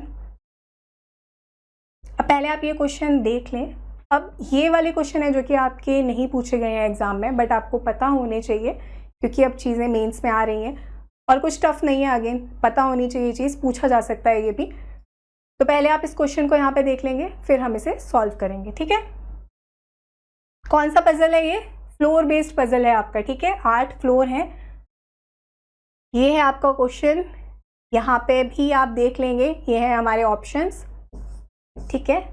यहाँ पे सॉल्व करने के लिए थोड़ी जगह कम है, इसलिए हम इससे अच्छा यहाँ पे सॉल्व कर सकते हैं। चलिए यहाँ पे ही सॉल्व करेंगे इसे, ठीक है। 8 लोग हैं। अब अगेन देखो इसमें काम की चीज़ क्या है, जो बोलते हैं ना हम पढ़ते हैं तो कैसे, अब क्वेश्चन दिखेगा इतना बड़ा सा, विद प्रैक्टिस क्या होगी चीज़, यही लिखा होता है सब में। 8 लोग हैं, 8 लोग हैं, ठीक है। वो कहाँ, एक 8 फ्लोर बिल्डिंग में रह रहे हैं, ठीक है। उसके बाद again not necessarily in the same order, वो सेम ऑर्डर में नहीं है। The lower most floor is 1, जो सबसे नीचे का फ्लोर है, जो सबसे नीचे की मंजिल है वो कौन सी है, 1। और जो टॉप मोस्ट मतलब जो सबसे ऊपर की मंजिल है वो क्या है हमारी, 8 है। कैसे बनाते हैं इस चीज़ को, जो लोअर मोस्ट फ्लोर है जैसे हम बॉक्स में बनाते थे, क्या करेंगे, बस ये हो गई हमारी सबसे नीचे की फ्लोर 1, उसके ऊपर 2 है, उसके ऊपर 3 है, फिर 4 है, 5 है, 6 है, 7 है और 8 है, ठीक है। ये हमने बना लिया। अगर हमें 2 पॉसिबिलिटी का यूज़ हुआ, इसलिए हम एक साथ क्या करते हैं, 2 लाइन मार देते हैं। यहाँ पे एक केस हम लिख सकते हैं, यहाँ पे दूसरा, ठीक है। क्या बोला है उसने, G lives on an odd number floor, ठीक है। जी ऑड फ्लोर पे रहता है, नहीं बनाएंगे इसे क्योंकि बहुत सारे ऑड फ्लोर हैं। जी ऑड फ्लोर पे रहता है and only 1 person live between G and E, और जी और ई के बीच में एक इंसान बैठता है। ये हमने दिखा दिया, जी और ई के बीच में एक इंसान बैठता है। हमें नहीं पता ई उसके ऊपर भी हो सकता है और ई उसके नीचे भी हो सकता है, वो चीज़ उसने हमें क्लियर नहीं की है। आगे क्या बोला है, F lives on the top most floor. F कौन सी मंजिल पर रहता है, F सबसे ऊपर वाली मंजिल पर रहता है। सबसे ऊपर वाली मंजिल कौन सी है, 8th है, okay. 2 person live between F and D। ये चीज़ बोल दी उसने कि F और D के बीच में 2 लोग रहते हैं, 1 2, D आ गया यहाँ पे। 6 और 7 2 लोग हैं, ठीक है, 6 और 7th फ्लोर वाले जो लोग हैं। अब उसने क्या बोला है, number of person below C is equal to the number of persons above A. अब ये चीज़ आ गई आपकी इंपॉर्टेंट, इस पे ध्यान देंगे, ठीक है। एक बार में समझेंगे इस चीज़ को। इसका मतलब क्या होता है इस लाइन का, जितने लोग सी के नीचे रहते हैं, कैसे इसे नोट करते हैं हम अपने लिए, जितने लोग सी के नीचे हैं उतने ही लोग हमारे क्या हैं, ए के ऊपर हैं। अब इसका मतलब क्या होता है, जैसे उसने आपको ये चीज़ बोल दी ना, फटाफट सिर्फ हमें क्या करना है, इसकी जो हमारी सीरीज बनती है वो कैसे बनती है, सबसे ऊपर वाला जो है, ठीक है। अगर इसे क्लियर समझाना चाहूँ मैं यहाँ पे, तो कैसे होगा, 6 लोग अगर हैं, 1 2 3 4 5 और 6, ठीक है। तो हमारे जो पेयर बनते हैं वो कैसे बनते हैं, सबसे ऊपर वाला और सबसे नीचे वाला एक पेयर, सेकंड सबसे जो ऊपर से सेकंड और नीचे से सेकंड, ठीक है, दूसरा पेयर, और तीसरा पेयर क्या होगा, ऊपर से थर्ड और नीचे से थर्ड। मतलब उसकी जो वैल्यू है वो ऊपर और नीचे से एक ही होगी। एंड वाली चीज़ें हम पकड़ते हैं कैसे, अब देखो अगर यहाँ पे 6 लोग हैं, A B C D E और एफ। अब मुझे बताओ एफ के ऊपर कितने लोग हैं, एक भी नहीं है। एफ के ऊपर एक भी नहीं है और एक के नीचे एक भी नहीं है, ठीक है। अब इसे ये नहीं सोचना कि अगर उसने बोल दिया कि ए के ऊपर जितने लोग हैं उतनी ही एफ के नीचे हैं, तो इसका मतलब ये नहीं है कि ए हमारा फर्स्ट पोजीशन पर ही आएगा और एफ हमारा 6th पोजीशन पर ही आएगा। क्यों नहीं है इसका ये मतलब, देखो अगर मैंने यहाँ बना दिया ए यहाँ बैठा है और एफ हमारा यहाँ बैठा है, अब मुझे बताओ ए के ऊपर कितने हैं, एक भी नहीं है। एफ के नीचे कितने हैं, एक भी नहीं है, ठीक है। तो ये पॉसिबिलिटी जब उसने ये बोला कि ए के ऊपर जितने लोग हैं, ठीक है, उतने ही एफ के नीचे हैं, तो यहाँ पे आप F, A करके लिखेंगे, स्लैश डाल के लिखेंगे उस चीज़ को, ठीक है। कंफ्यूज नहीं होना, A के ऊपर मतलब A नीचे ही आएगा और F हमारा ऊपर ही आएगा, ये चीज़ नहीं होती है, ठीक है। ये चीज़ यहाँ से खुद आप चेक करोगे, क्लियर हो जाएगी। अगली बात, E के ऊपर कितने हैं? एक इंसान है। B के नीचे कितने इंसान बैठे हैं? एक इंसान बैठा है। इसीलिए जो हम ऊपर और नीचे वाली जब चीज़ आती है, हम पेयर कैसे बनाते हैं? सबसे ऊपर वाला, देन अगेन सबसे नीचे वाला, सेकेंड पोजीशन पे ऊपर से, तो नीचे से भी वो सेकेंड पोजीशन पे होना चाहिए। सेम कंटिन्यू करते हैं चाहे कितने भी लोग बैठे हों।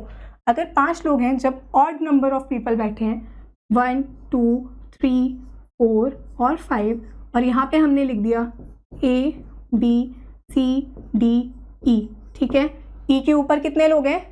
एक भी नहीं है। A के नीचे एक भी नहीं है। पेयर किसका बनेगा? EA का, DB का।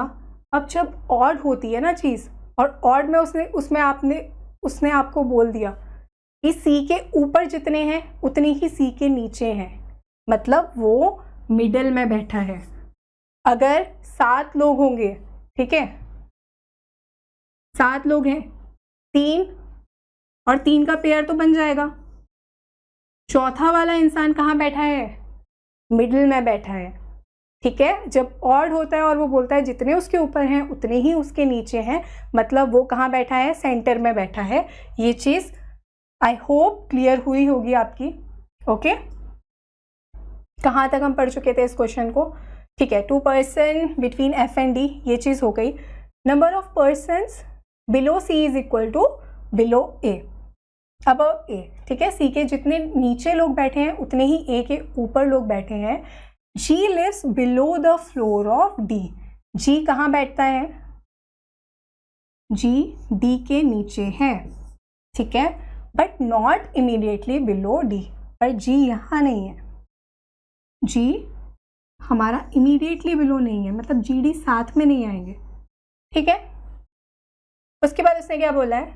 E does not live on the lower most floor, E हमारा लोअर मोस्ट फ्लोर पर नहीं है।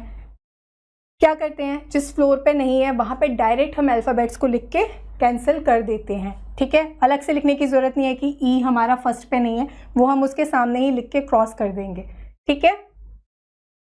इसके बाद A and B both live above D। अब A और B हमारे D के ऊपर हैं, ये चीज़ उसने हमें बता दी। D के ऊपर हमें क्या दिख रहा है? 2 ही जगह खाली हैं, ठीक है। तो कैसे होंगी ये चीज़? A B, ठीक है, और A B, इसमें से एक ही चीज़ आएगी। क्लियर? क्या बोला उसने? D के नीचे G है, D के नीचे G है पर इमीडिएटली नीचे नहीं है, और G कौन सी पोजीशन पे है? G ऑड पे है, तो G या तो हमारा 3 पे होगा या तो G हमारा 1 पे होगा। G अगर हमारा 3 पे है तो G एक छोड़ के E होना चाहिए। अगर G हम 3 पे रखते हैं तो क्या एक छोड़ के ऊपर जगह दिख रही है? नहीं दिख रही। G एक छोड़ के E फर्स्ट पे आ सकता है, पर उसने हमें क्या बोला? E लोअर मोस्ट पर नहीं होना चाहिए। तो G के लिए कौन सी एक पोजीशन बची? G सिर्फ फर्स्ट पर ही आ सकता है। क्लियर है ये चीज़? G सिर्फ फर्स्ट पे आ सकता है और G एक छोड़ के E होना चाहिए, तो E कहाँ आएगा? थर्ड पोजीशन पर। अब नेक्स्ट चीज़ उसने क्या बोला था?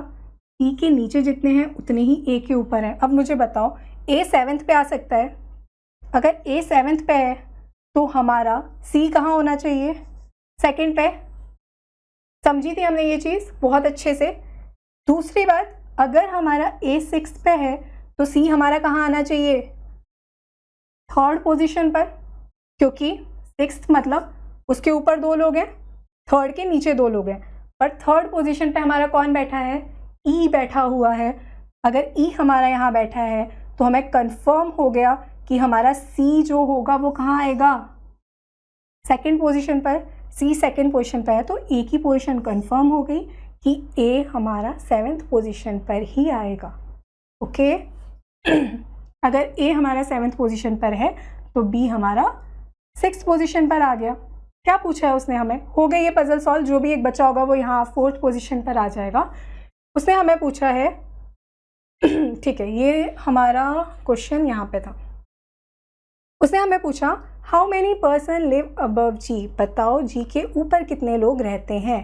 तो जी कहाँ है, लोअर मोस्ट पे है, जी सबसे नीचे बैठा हुआ है, तो जी के ऊपर कितने लोग होंगे, 7 लोग होंगे। ये हो गया हमारा आंसर। Okay, next question. ये क्वेश्चन पहले आप देख लेंगे इंग्लिश एंड हिंदी में, उसके बाद फिर हम इसे आगे सॉल्व करेंगे। ओके ओके, ये है इसका क्वेश्चन और इसे हम करेंगे अगली स्लाइड पर सॉल्व, क्योंकि इसमें थोड़ी जगह हमारी कम थी। ओके, क्या बोला है इसमें, ये है हमारा डेजिग्नेशन वाला क्वेश्चन। समझेंगे कैसे होते हैं ऐसे सवाल। 8 एम्प्लॉयज़, 8 एम्प्लॉयज़ हैं हमारे, ठीक है, जो कहाँ पे काम करते हैं, सॉफ्टवेयर कंपनी में वो काम कर रहे हैं। उसके बाद उसने दिया है कि उनकी डेजिग्नेशन क्या है, डेजिग्नेशन मतलब वो किस पोस्ट पर काम कर रहे हैं, ठीक है, ये हमें दिया है यहाँ पर। ये सारी पोस्ट हैं, executive director, director, senior manager. अब इस टाइप के क्वेश्चंस में हमें क्या देखना होता है, हमें सबसे पहली चीज़ जो देखनी है वो है कि ये जो सीनियरिटी लेवल है वो किस ऑर्डर में दिया है। तो यहाँ पे इसने क्या बोला है, in descending level of seniority, ये किस ऑर्डर में है, डिसेंडिंग ऑर्डर में है। इसका मतलब क्या है कि सबसे बड़ी पोस्ट कौन सी है, एग्जीक्यूटिव डायरेक्टर, और सबसे छोटी पोस्ट हमारी कौन सी है, एसोसिएट सॉफ्टवेयर इंजीनियर, ठीक है।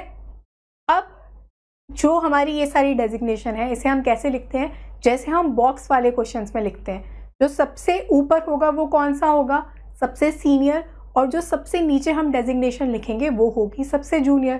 क्योंकि यहाँ पे इसने ये तो लिखा नहीं है not necessarily in the same order, मतलब इसका ऑर्डर यही है, ये बात पक्की नहीं है, ऐसा तो कुछ नहीं लिखा। इसने डायरेक्ट बोला है हमें कि ये इसी ऑर्डर में है, ठीक है। तो अब हम जब ये सारी पोस्ट लिखेंगे एग्ज़ाम में, थोड़ा सा अवेयर होके थोड़ा सा हमें क्या देखना है कि हम कितना शॉर्ट में लिख सकते हैं, क्योंकि ये सारी पोस्ट 8 पोस्ट अगर हम पूरी लिखेंगे तो हमारा टाइम वेस्ट होगा। क्या देखेंगे, डायरेक्ट एग्जीक्यूटिव डायरेक्टर दिख रहा है, क्या लिखा, ईडी। जहाँ पे चीज़ें रिपीट होती हुई दिखेंगी वहाँ पे हम उस चीज़ को फुल लिख देंगे, ठीक है, थोड़ा बड़ा करके लिख देंगे जब तक जहाँ पे हमें रिपीट होती हुई चीज़ें दिखेंगी। तो पहला क्या है, ईडी, सेकंड क्या है, डायरेक्टर, ठीक है, तो DIR लिख दिया। उसके बाद क्या है, सीनियर मैनेजर, क्या लिख सकते हैं, SM, ठीक है। उसके बाद क्या दे रखा है, मैनेजर, तो MAN। नेक्स्ट टीम लीडर, क्या लिख सकते हैं, TL। अगली पोस्ट है हमारी सीनियर सॉफ्टवेयर इंजीनियर, SSE। उसके बाद क्या है, सॉफ्टवेयर इंजीनियर, SE। और सबसे जूनियर हमारा कौन है, एसोसिएट सॉफ्टवेयर इंजीनियर। तो हम सिर्फ ASS लिखेंगे तो भी हमारा काम बन जाएगा, क्योंकि A से और कुछ स्टार्ट नहीं हो रहा हमारा, ठीक है। क्या करेंगे, हमें नहीं पता कि ये सवाल एक पॉसिबिलिटी में बनेगा या 2 पॉसिबिलिटी में, तो हम 2 पॉसिबिलिटी के लिए लाइन खींच लेंगे, ठीक है। अब हमारा क्वेश्चन कहाँ से स्टार्ट होता है, अब उसने हमें यहाँ पे बोला at least 3 persons are junior to Q, Q से कम 3 पर्सन जूनियर है। मतलब कैसे लिखेंगे इसे, क्यू के नीचे मिनिमम 3 लोग होंगे। अब मिनिमम का मतलब या फिर कम से कम का मतलब क्या होता है, 3 तो होंगे ही, 3 से ज़्यादा भी हो सकते हैं, ठीक है। ये चीज़ बस जो कंफर्म है ये होता है, इसका मतलब मिनिमम का मतलब कि इतना तो होना ही चाहिए, इससे ज़्यादा कुछ भी हो सकता है। तो ये चीज़ हमें पता है कि क्यू के नीचे कम से कम 3 लोग होंगे, कैसे, जूनियर। अब सबसे जूनियर कौन है, एसोसिएट, उसके बाद कौन है, SC, उसके बाद SSE। तो क्यू इसके तो कहीं ऊपर ही आने वाला है, ये चीज़ समझ पाए आप, ठीक है। मतलब क्यू इन 3 प्लेस पे नहीं आ सकता, क्योंकि क्यू के नीचे मिनिमम 3 लोग होने चाहिए। आगे उसने क्या बोला है, इसमें बस हम ये इतना नोट करेंगे कि क्यू के नीचे मिनिमम 3 होने चाहिए। As many persons are junior to S, as senior to Q. समझ चुके हैं हम इस चीज़ को भी। कैसे लिखेंगे? जितने लोग हमारे एस से जूनियर हैं उतने ही हमारे, as many person are junior to S, as senior to Q, उतने ही हमारे क्यू से सीनियर हैं। ठीक है, समझ गए ये चीज़। आगे उसने क्या बोला है? R is immediately senior to T. R क्या है? इमीडिएटली सीनियर है, मतलब आर की जो पोस्ट है वो एकदम ही उस टी के ऊपर वाली पोस्ट है। कैसे डिनोट करते हैं इसे, कैसे इसे लिखेंगे? आर ऊपर आएगा, इमीडिएट ऊपर। ठीक है, मतलब अगर हमारी टी हमारा डायरेक्टर है तो आर क्या होगा? ईडी हो जाएगा। क्यों हो जाएगा? क्योंकि आर की पोजीशन एग्जैक्ट ऊपर है टी से। ठीक है, आगे उसने क्या बोला है? ये हो गया हमारा R is immediately senior to T. Who is senior to Q? T. अब यहाँ पे जब हु आ जाता है ना, जो कि, ठीक है, बात जब भी हु आता है तो जो उसके जस्ट पहले है उसकी बात हो रही है। क्यों हो रही है? देखिए इंग्लिश में भी आपने ये चीज़ समझी होगी। उस सेंटेंस हमारा क्या है? R is immediately senior to T. R immediate senior है टी। हु का मतलब क्या होता है? जो कि। तो हु कौन है हमारा? टी है। T who is senior to Q. तो यहाँ पे हम डायरेक्ट कैसे बनाएंगे इसे? कंडीशन मर्ज करना सीखी है हमने। टी किससे है? क्यू से सीनियर है, एक ही लाइन में लिख सकते हैं। आगे अब अगेन हु आया, किसकी बात हो रही है? क्यू की बात हो रही है। Q who is either immediately senior और इमीडिएटली जूनियर टू एस। तो क्या चीज़ पता चल गई कि क्यू या तो इमीडिएटली सीनियर है, या तो इमीडिएटली जूनियर है एस से, या तो क्यू हमारा इमीडिएटली सीनियर है। मतलब ऐसी कोई एक सिचुएशन बनेगी। इसके कहने का मतलब क्या है? सिर्फ इतना मतलब है कि क्यू और एस हमारे साथ में बैठते हैं। ठीक है, हमें नहीं पता कौन ऊपर है और कौन नीचे।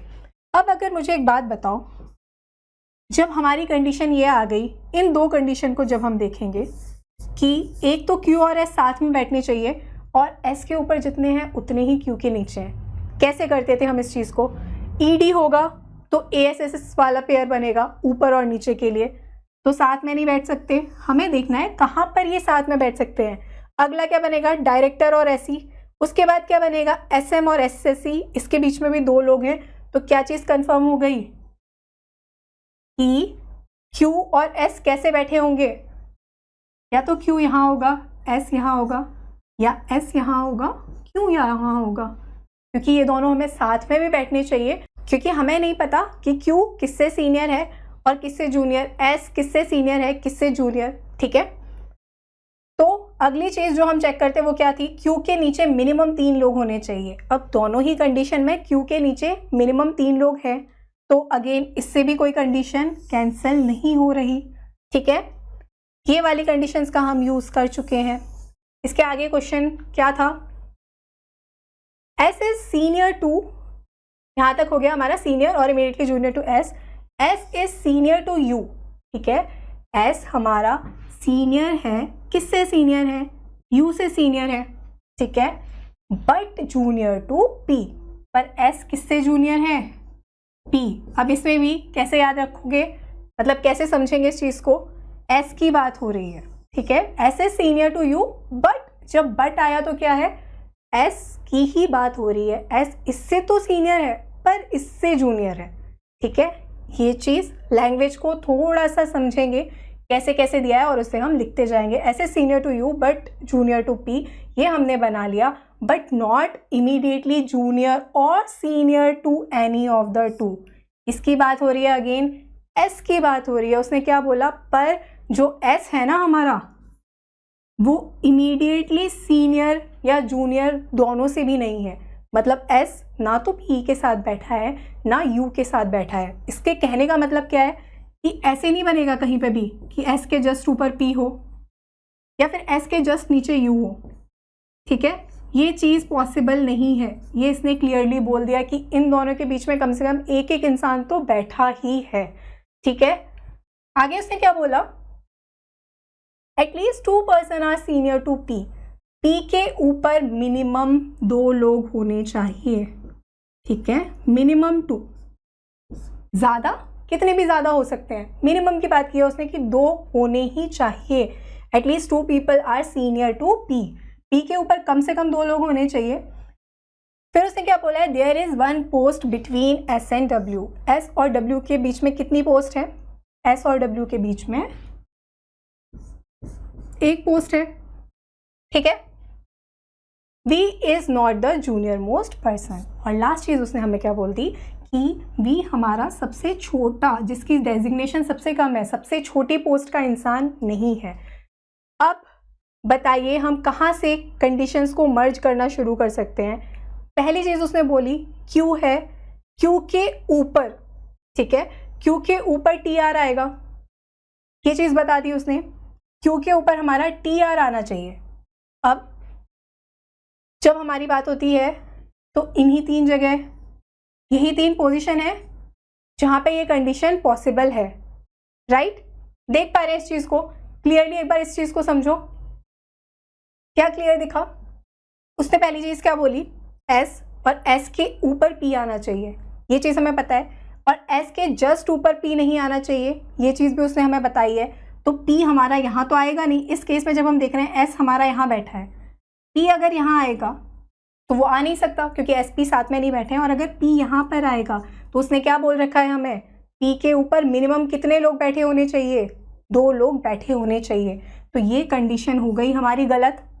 समझ आया? ये कंडीशन क्यों हुई गलत? क्योंकि पी के ऊपर मिनिमम 2 लोग होने चाहिए। सेम चीज़ एस के ऊपर कौन है, एस के ऊपर हमारा पी आएगा। पी हमारा यहाँ पर ही आ सकता है। क्यों आ सकता है? क्योंकि पी के ऊपर मिनिमम, पी के ऊपर कम से कम 2 लोग बैठे होने चाहिए, वो उसने हमें बता दिया है। हो गई हमारी ये चीज़ यूज़ कि एस के ऊपर पी है, पी के ऊपर कौन है हमारा, पी के ऊपर कम से कम 2 लोग हैं। एस एक छोड़ के कौन है, डब्ल्यू है। जो कंडीशन हम करते जाते हैं उसे सर्कल करते जाते हैं कि हाँ ये हम यूज़ कर चुके हैं, ठीक है। एस एक छोड़ के डब्ल्यू है, एस एक छोड़ के डब्ल्यू ऊपर जगह नहीं बचती, एस एक छोड़ के डब्ल्यू की जगह हमें यहाँ पर ही दिखाई दे रही है। नेक्स्ट चीज़ उसने क्या बोली थी, एस के नीचे यू आता है पर एस के इमीडिएट नीचे यू नहीं आता, बोला था यहाँ पर। तो यू कहाँ आएगा, डब्ल्यू के नीचे आ जाएगा। हो गई हमारी ये चीज़ भी यूज़। तो यहाँ वाली कंडीशन तो हम यूज़ कर चुके हैं। क्या बचती है हमारे पास चीज़ें, आर के जस्ट नीचे टी आना चाहिए। अब बताओ कहाँ पे जगह बची है, सिर्फ ईडी और डायरेक्टर की जगह बची है और टी के नीचे क्यू आएगा। और तो ये वाली चीज़ हो गई, आर के जस्ट नीचे टी, क्योंकि कहीं और जगह नहीं बची। जो भी एक चीज़ बची होगी वहाँ पे कौन आ जाएगा, एसएससी आ जाएगा। क्लियर हुई ये चीज़? होगी विद प्रैक्टिस आप ये चीज़ बहुत फास्ट करने लगोगे और हम करेंगे आने वाले सेशंस में डेफिनेटली। क्या पूछा है उसने हमें, क्वेश्चन क्या था हमारा, who is the senior manager in the company. उसने बोला बताओ सीनियर मैनेजर मतलब SM कौन है हमारा। तो सीनियर मैनेजर कौन है, P है। क्या हो गया हमारा आंसर, P। ओके, तो यही है आपका इस सेशन का लास्ट क्वेश्चन। आई होप आपको ये सेशन पसंद आया होगा, आपको इससे कुछ ना कुछ सीखने के लिए मिला होगा। ये एक बेसिक लेवल की चीज़ें हमने यहाँ पे डिस्कस की है।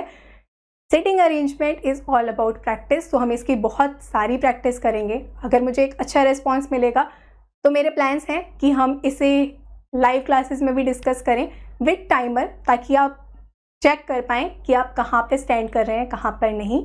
सो अगर मुझे एक अच्छा रिस्पॉन्स मिलेगा तो डेफिनेटली वहाँ से भी हम डेली प्रैक्टिस वाली चीज़ें स्टार्ट करेंगे।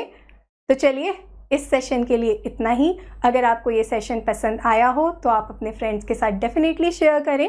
मिलते हैं आपसे अगले सेशन में। Till then bye bye, take care.